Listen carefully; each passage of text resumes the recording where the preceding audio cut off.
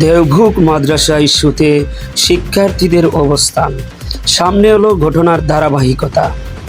নারায়ণগঞ্জের দেওভুগ মাদ্রাসাকে ঘিরে সৃষ্ট পরিস্থিতি নিয়ে সারা দেশে চলছে আলোচনা সমালোচনা। এরই মধ্যে মুখ খুলেছেন প্রতিষ্ঠানটির বর্তমান এক শিক্ষার্থী। তিনি শিক্ষার্থীদের অবস্থান তুলে ধরার পাশাপাশি সাম্প্রতিক ঘটনা প্রবাহের বিস্তারিত বর্ণনা দিয়েছেন। শিক্ষার্থীদের দাবি, প্রশাসনিক কিছু সিদ্ধান্ত, সিনিয়র উস্তাদদের অব্যাহতি, অভ্যন্তরীণ আচরণগত সংকট থেকেই তৈরি হয়েছে এই পরিস্থিতি। সাম্প্রতিক সময়ে আলোচনার কেন্দ্রবিন্দুতে উঠে এসেছে নারায়ণগঞ্জের দেওভুগ মাদ্রাসা। এই পরিস্থিতি নিয়ে শিক্ষার্থীদের পক্ষ থেকে একটি লিখিত বক্তব্য সামনে এসেছে, যেখানে তুলে ধরা হয়েছে পুরো ঘটনার ধারাবাহিকতা। শিক্ষার্থীদের দাবি, গত 30 জুন মাদ্রাসার নির্বাহী পরিষদের একটি বৈঠক অনুষ্ঠিত হয়। ওই বৈঠকে মুহতামিম ও মাওলানা হারুনুর রশিদের মধ্যকার বিরোধ নিয়ে আলোচনা হয়। এক পর্যায়ে সভাপতি মাদ্রাসার প্রতিনিধি 3 জন শিক্ষককে বৈঠক কক্ষ থেকে বের হয়ে যেতে বলেন। পরে বৈঠকে মাওলানা হারুনুর রশিদকে মাদ্রাসা এবং মসজিদের খতিবের দায়িত্ব থেকে অব্যাহতি দেওয়ার সিদ্ধান্ত নেওয়া হয়। মাওলানা হারুনুর রশিদ সাহেবকে মাদ্রাসা এবং মসজিদের খতিবের দায়িত্ব থেকে অব্যাহতি দেওয়ার সিদ্ধান্তের পর থেকেই বিভিন্ন মহল থেকে মাদ্রাসার অভ্যন্তরে অস্থিরতা তৈরির চেষ্টা হয়েছে, তবে কোনো উস্কানিতে শিক্ষার্থীরা সাড়া দেয়নি। শিক্ষার্থীদের ভাষ্য অনুযায়ী এই সিদ্ধান্তের পক্ষে অভিযোগের তথ্য উপাত্ত সংগ্রহ ও উপস্থাপনায় মাওলানা ফেরদাউস সহ কয়েকজন ভূমিকা পালন করেছেন। তবে হারুনুর রশিদকে অব্যাহতির প্রায় 5 দিন পর পরিস্থিতি নতুন মোড় নেয় বলে অভিযোগ তাদের দাবি, মুহতামিম ও তার ঘনিষ্ঠ কয়েকজন শিক্ষক একের পর এক এমন কিছু পদক্ষেপ নিতে থাকেন যা শিক্ষার্থীদের মধ্যে গভীর উদ্বেগ সৃষ্টি করে। মাদ্রাসার পরিচালনায় একক সিদ্ধান্তের প্রবণতা বাড়তে থাকে বলেও অভিযোগ করা হয়। পাশাপাশি কিছু জুনিয়র শিক্ষকের বিরুদ্ধে নাজেমা তালিমাত সহ কয়েকজন সিনিয়র উস্তাদদের সঙ্গে অসৌজন্যমূলক আচরণের অভিযোগ ওঠে। পরবর্তীতে একের পর এক সিনিয়র উস্তাদকে অব্যাহতি দেওয়ার নোটিশ, যাতে মুহতামিমের স্বাক্ষর ছিল, শিক্ষার্থীদের হাতে পৌঁছায়। এই নোটিশই আজকের ছাত্র আন্দোলনের মূল কারণ হয়ে দাঁড়ায়।